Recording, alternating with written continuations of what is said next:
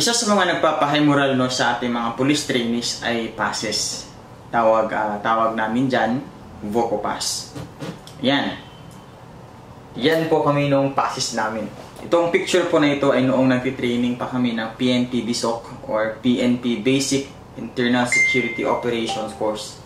Kasama ko po dyan ang aking mga tropa, mga classmate ko. And yes, ako po yung naka-black.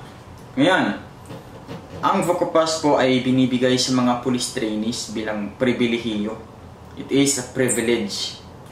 You are given a privilege na makauwi pansamantala sa inyong mga mahal sa buhay o makapunta sa isang lugar to fulfill your personal needs.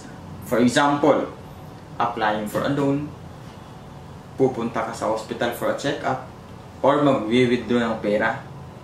So, typically, no, ina-allow yung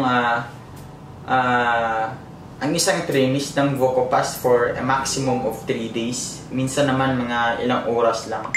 Since it is considered informal leave granted by a training manager or battalion leaders. Kaya ganoon.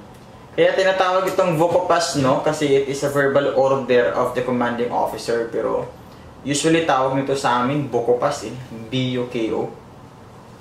However, kapag naman ang mga police trainees ay mga pasaway, hindi naman ito binibigay.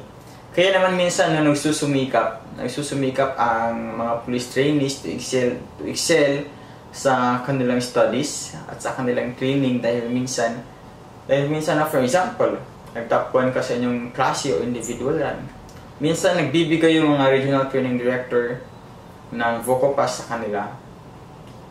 So nakita ko lang itong mga picture na ito while scrolling sa mga files ko. It just feels so good na, no, reminiscing those moments when we were inside the training center.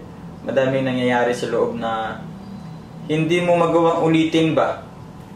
Ulitin muli, pero kapag naiisip mo ay napapasmile ka na lang.